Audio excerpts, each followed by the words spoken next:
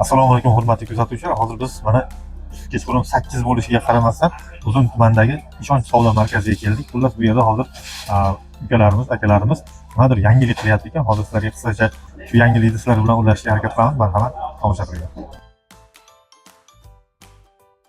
Assalomu alaykum, hormaylari. Assalomu alaykum, Alisherga yaxshimisiz?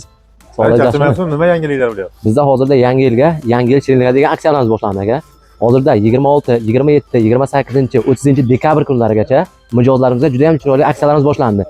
3 milliongacha bo'lgan xaridlarga bir dona sovg'a va 3 milliondan yuqori xarid qilgan mijozlarimizga ikkita sovg'a berilyapti aka, Ishonch savdo markazida. Charchamang.